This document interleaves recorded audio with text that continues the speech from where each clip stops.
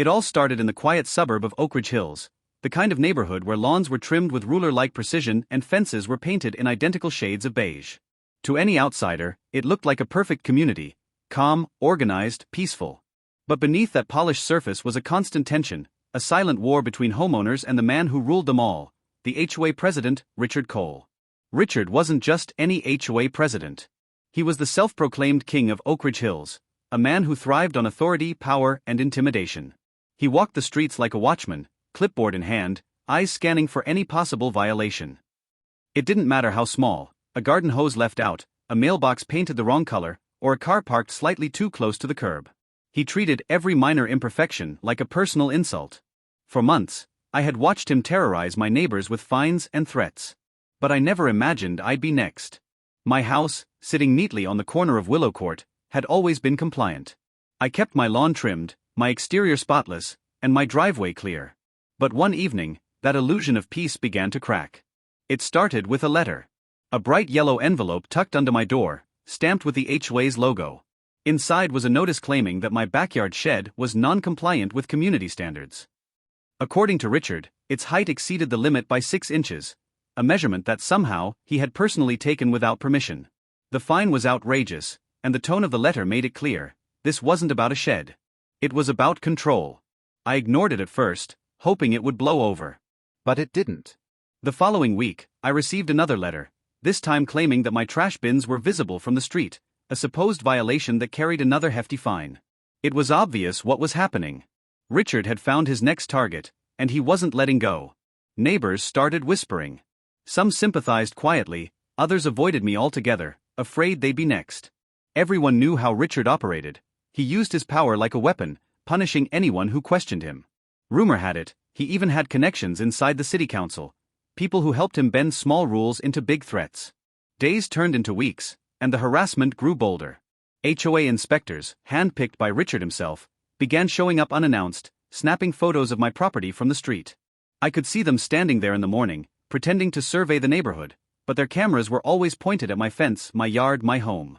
One afternoon, I found a fresh layer of chalk markings near my driveway, measurement lines, likely drawn by Richard's team, as if preparing for some kind of case. That's when I realized, this wasn't an HOA dispute anymore. It was personal. But what Richard didn't know was that I had already started documenting everything.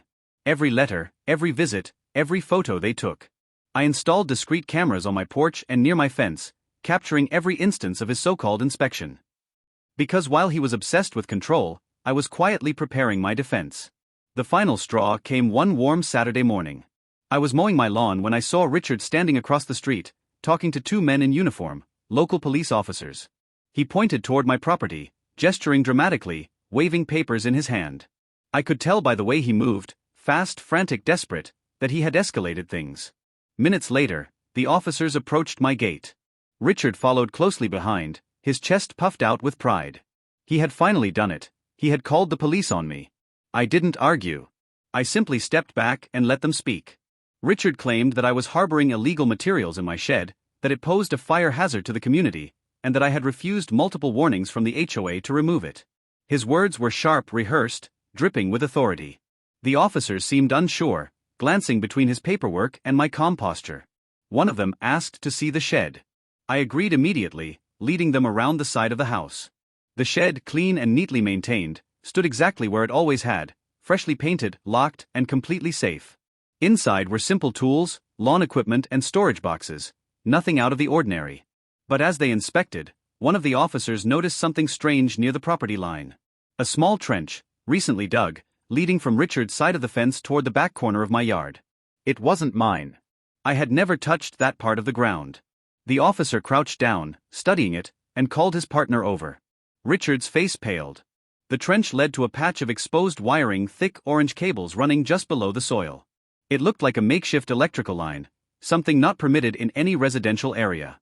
The officers exchanged looks, and one of them asked Richard about it. He stammered, claiming it was part of a community lighting project. But the officers' expression said otherwise. They knew something was off.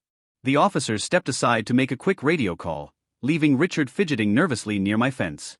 His arrogance began to fade. The confidence in his voice cracked under the weight of his own lies. He had brought the police here to accuse me, but it was his backyard that now looked suspicious. When the officers returned, they told Richard they needed to inspect his property next.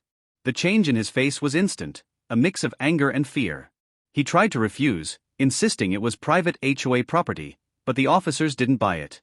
They reminded him that if he had called in a formal complaint, his own property was now part of the investigation. He had trapped himself in his own plan.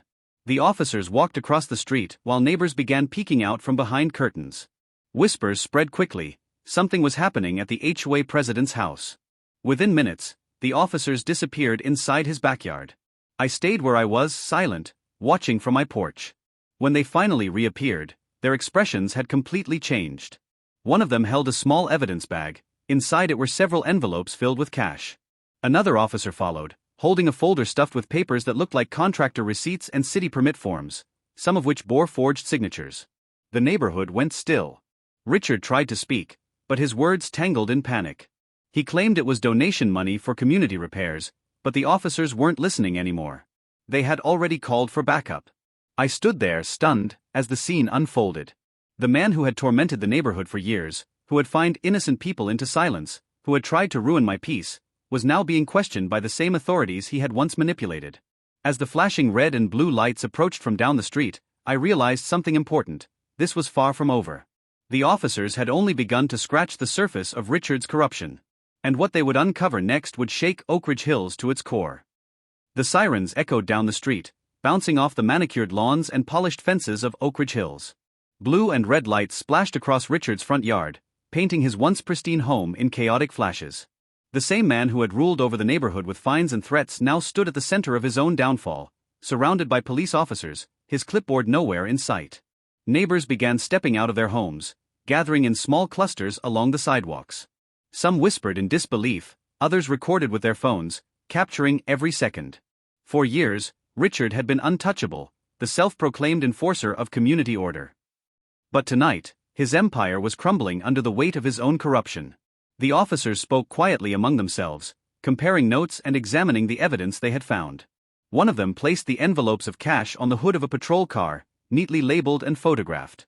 The other sorted through the forged permits, fake signatures, mismatched seals, and falsified contractor invoices. It was clear, Richard had been siphoning money from the HOA budget, using it to fund unapproved projects, and pocketing the rest. He had been caught red-handed. But what shocked everyone wasn't just the money. It was what came next. As investigators entered Richard's garage, they discovered stacks of HOA documents, hundreds of files that were supposed to be in the community office. Inside those files were years of complaints, citations, and payment records. Many were falsified, violations that never existed, fines that were never due, payments that had vanished into thin air. He hadn't just abused his authority, he had built an entire system of fraud. The officer's tone changed. What started as a minor disturbance call had turned into a full criminal investigation. A detective arrived on scene, his calm demeanor cutting through the noise. He spoke briefly with the officers, flipping through the documents with practiced eyes. The evidence was overwhelming. Richard's composure began to break. His voice rose, trembling with anger and panic. He pointed toward me from across the street, trying to shift the blame. He shouted about disrespect and ungrateful residents, about how he was protecting the neighborhood. But no one believed him anymore. The neighbors who once nodded out of fear now stood in silent judgment. The power had shifted. One officer stepped forward, reading Richard his rights as the handcuffs clicked around his wrists. The sound was faint, but it carried across the entire block, the sound of justice finally catching up. Richard struggled, shouting that it was all a mistake, that he was the victim of a setup. But even as the officers led him toward the patrol car, the truth was undeniable. The HOA president who called the police was now the one being taken away by them. As the car door shut, the detective turned his attention to me.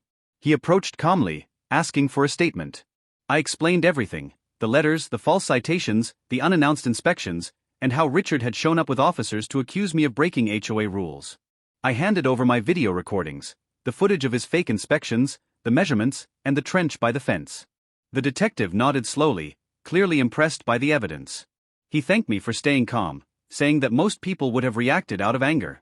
But for me, it wasn't about anger, it was about principle. I had spent weeks under his harassment, watching him abuse his title to control others. Tonight wasn't revenge, it was accountability. By the next morning, news had spread across the entire community. The HOA president had been arrested for fraud, bribery, and misuse of funds. The story hit local headlines. HOA leader busted for corruption after calling police on homeowner. The irony wasn't lost on anyone. Neighbors who once feared speaking out now came forward, each with their own stories of unjust fines and intimidation. One woman revealed she had paid thousands in emergency maintenance fees that never went to any project. Another neighbor had been fined for unapproved landscaping after refusing to donate to Richard's so-called neighborhood improvement fund. The deeper the investigation went, the uglier it became. Richard had used HOA power like a personal business, issuing fake fines, demanding cash settlements, and falsifying city approvals to funnel money through fake contractors he controlled. Every document, every payment trail, every name led back to him. Within weeks, the HOA board dissolved. A new interim committee was formed, honest homeowners determined to rebuild trust. They reached out to every resident, apologizing for the corruption that had poisoned their community for so long. Fines were canceled, records corrected, and new transparency rules were set in motion. For the first time in years, Oakridge Hills felt free. But for me, the aftermath carried a quieter satisfaction. I hadn't wanted war with the HOA. I had only wanted peace, the right to live without being watched or threatened. And in the end, I got exactly that. Still, I couldn't shake the image of that night. Richard standing in his driveway, shouting as the cuffs clicked shut, the same man who once believed he owned everyone's obedience. The irony was poetic. He had tried to use law enforcement as a weapon of intimidation, only to be undone by it. A few weeks later, I received a letter in the mail, this time, from the city's Office of Community Affairs. It was a formal thank you, recognizing my cooperation in exposing local HOA corruption. Attached was a note from the detective himself, written in neat, concise handwriting. Sometimes, standing your ground is the strongest statement a person can make. I folded the letter and placed it in my drawer, next to the old yellow HOA notices Richard had once used to threaten me. It felt symbolic, the start and end of a long chapter.